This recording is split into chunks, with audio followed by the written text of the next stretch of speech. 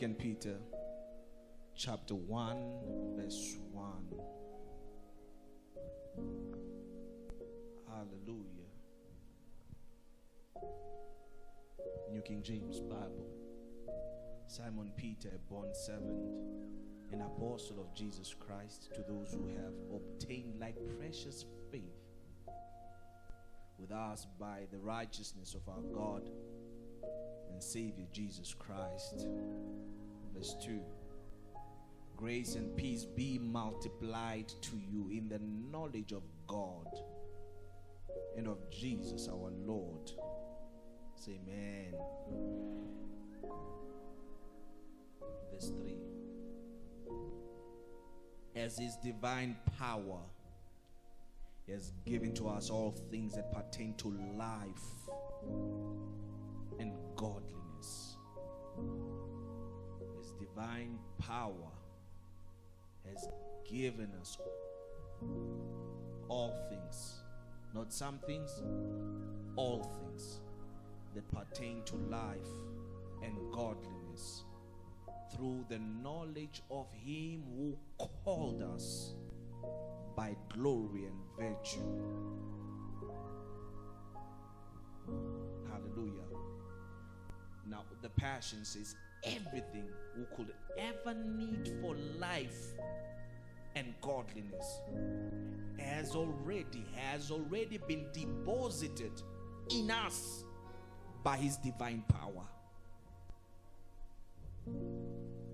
Everything we could ever need for life and godliness, everything we could ever need for life and godliness has already been deposited in us by his divine power.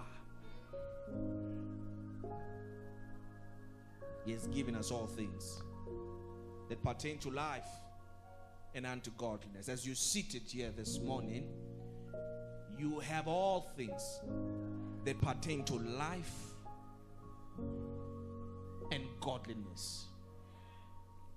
In Romans chapter 8:17, the Passion, he says, Romans chapter 8:17, I'm reading from the Passion. He says, and since we are his true children, we qualify to share all his treasures. That means, since we are his true children, we have obtained an inheritance. For indeed we are heirs of God himself.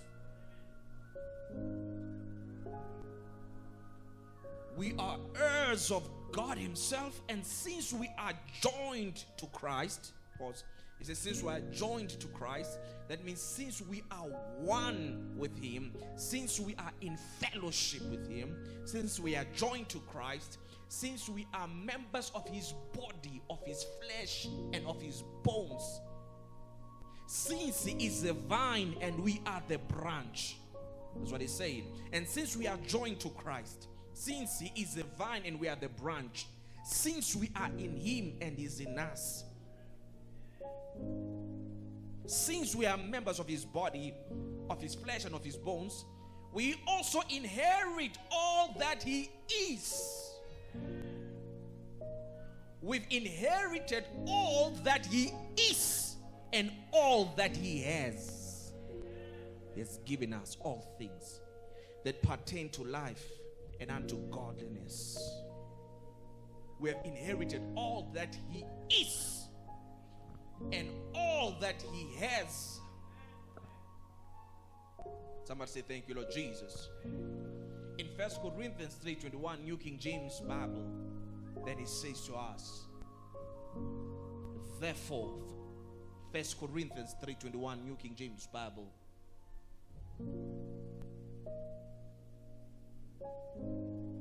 then it says, therefore, let no one glory in men, let no one boast in men.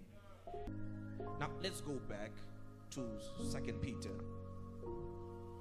New King James Bible, 2 Peter chapter 1:3, New King James Bible. As divine power has given to us all things that pertain to life and godliness, through the knowledge of him who called us by glory and virtue. Verse 4. by which have been given to us exceedingly great and precious promises, that through these you may be partakers of the divine nature, having escaped the corruption that is in the world through lust. We are partakers of the divine nature. We are partakers of the divine nature. We have escaped the corruption that is in the world. How did we escape? By becoming partakers of the divine nature. Look at this. We have escaped the corruption that is in the world when we became partakers of the divine nature. We escaped when we became partakers of the divine nature. They cannot catch us now. They cannot infect us now. They cannot disadvantage us now. They cannot abuse us now. I have all things. He has given me all things. All things are mine. I'm a partaker of the divine nature.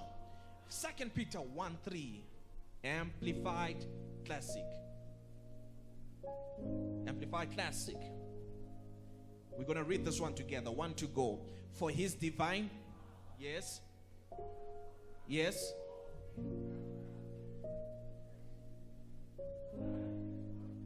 through the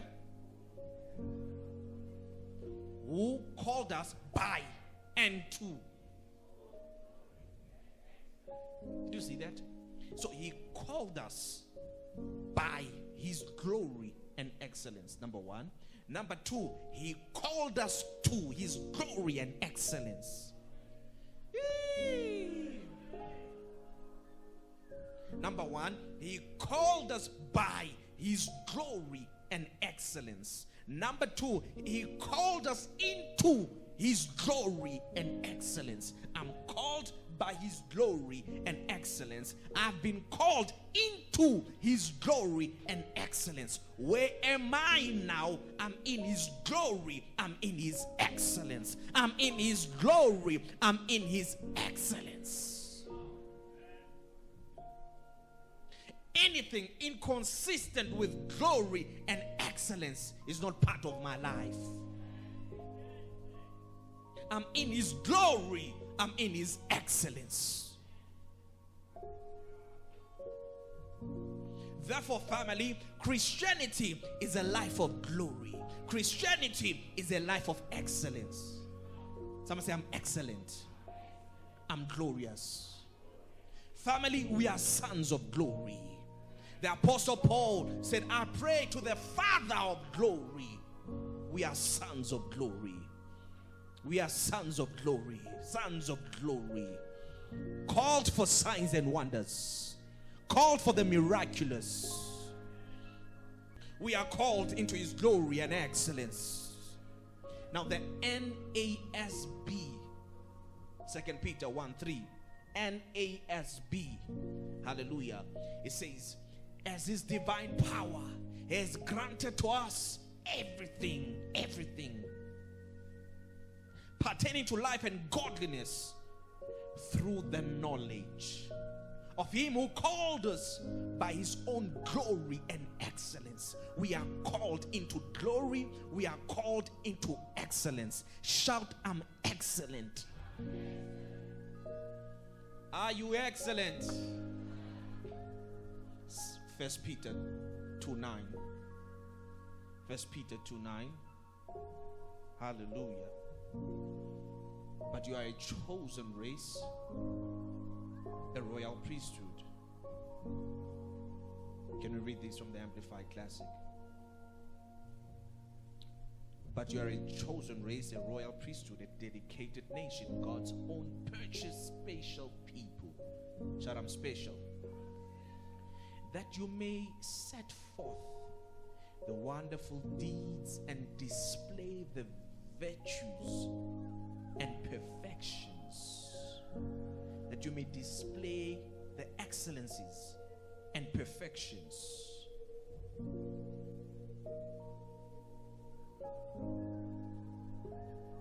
We'll come back to this. 2 Peter 1:3, Amplified Classic.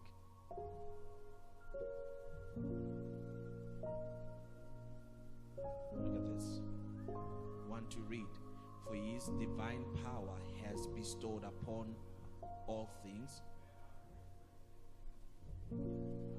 and godliness,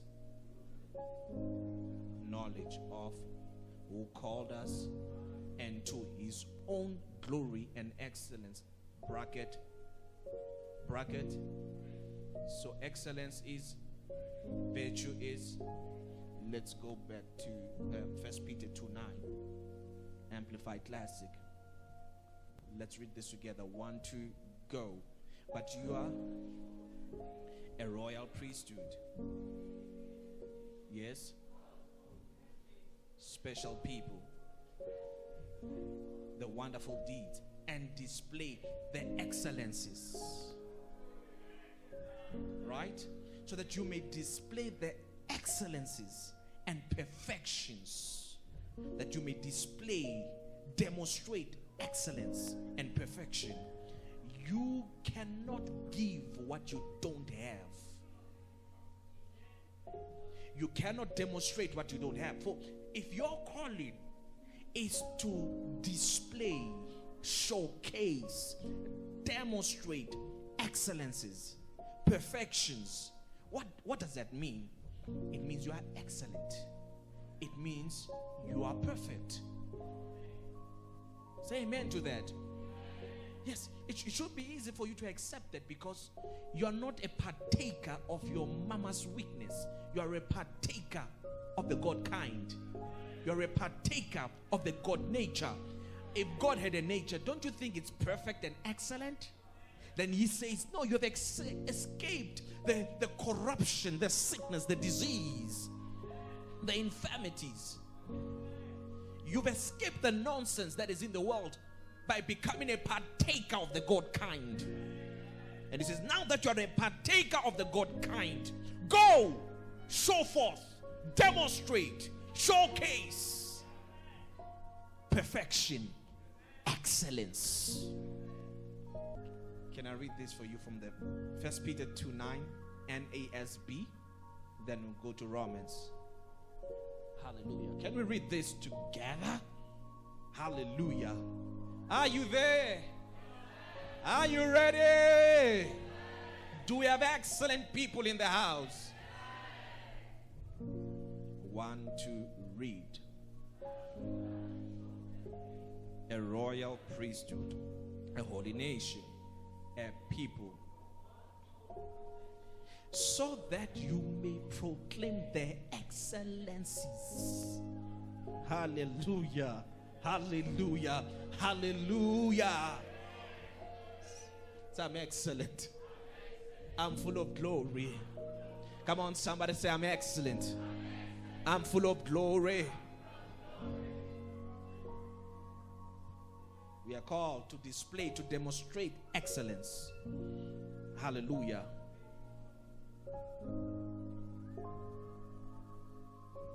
Romans chapter number 8, verse 28.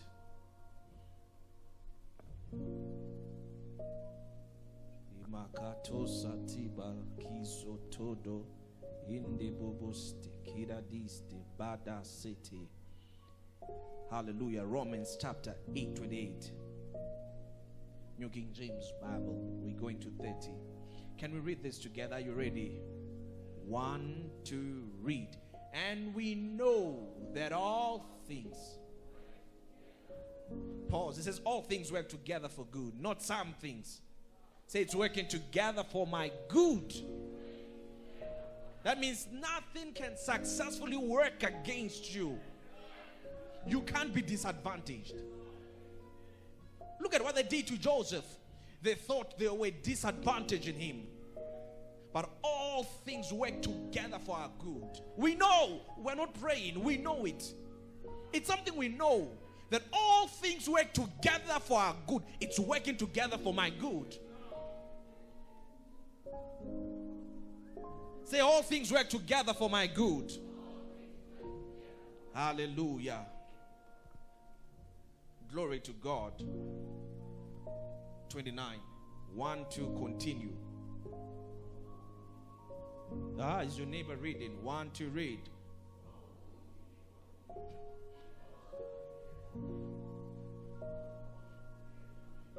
Yes.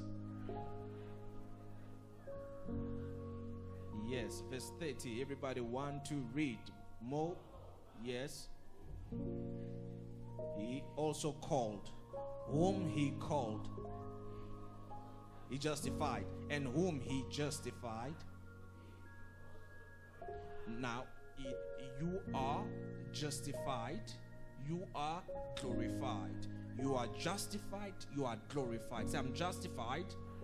I'm glorified. Now, what does it mean to be justified? It means to be declared not guilty. I'm going to show you a few scriptures there. It says you are glorified. Now, many Christians accept that they've been justified, they are called in Christ, but they leave out the glorified. The glorified part, it seems like it's coming in the world to come. The Bible says we are glorified. Say, I'm glorified. Did you see it in the Bible? Hallelujah. We know about all things work together for our good. We have songs on all things work together for our good. What about the glorified part?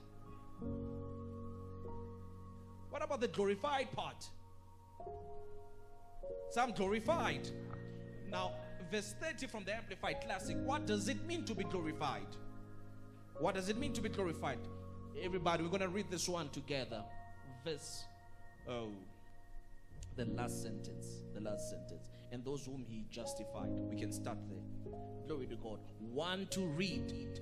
And those whom he justified, he also glorified.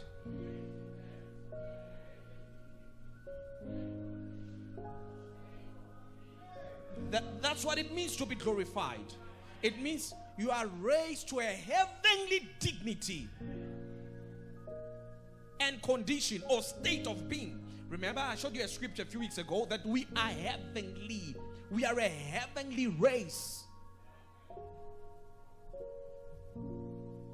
So when you say I'm glorified, you're actually saying you are heavenly. He also glorified, raising them to a heavenly dignity, heavenly condition, a heavenly state of being. He's looking for words to describe the new creature. He calls him perfect. He calls him excellent. He calls him heavenly. He calls him glorious. He's looking for words to describe this creature.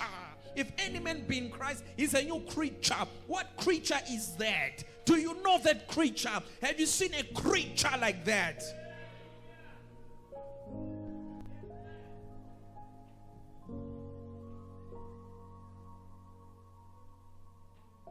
You've seen David. You've seen Ruth. You've seen Samuel. You've seen Samson. Have you seen the new creature? Have you seen the new creature? Can we read verse 30 from the Passion? It says, having determined our destiny ahead of time, he called us to himself and transferred. Hey, you don't have this, ne? Listen to this. Look at me. He transferred us to himself. He called us to himself and transferred his perfect righteousness to everyone he called. He transferred his perfect righteousness to everyone he called. So what do you have? His perfect righteousness. There we go. Can we read that together, everybody? 1 to read. Having he called us to himself and transferred his perfect righteousness to everyone he called. And those who possesses his perfect righteousness. So what do you have in Christ? You have his perfect righteousness, his perfect nature, the God nature.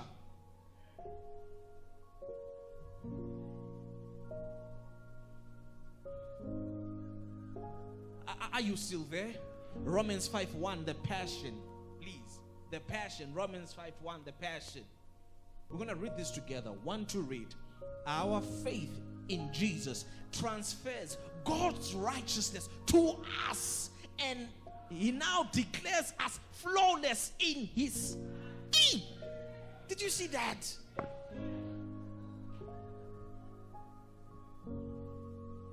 Do you see that? Our faith in Jesus transfers God's righteousness to us. We have God's righteousness, and now he declares us flawless in his eyes. This is what the Bible teaches.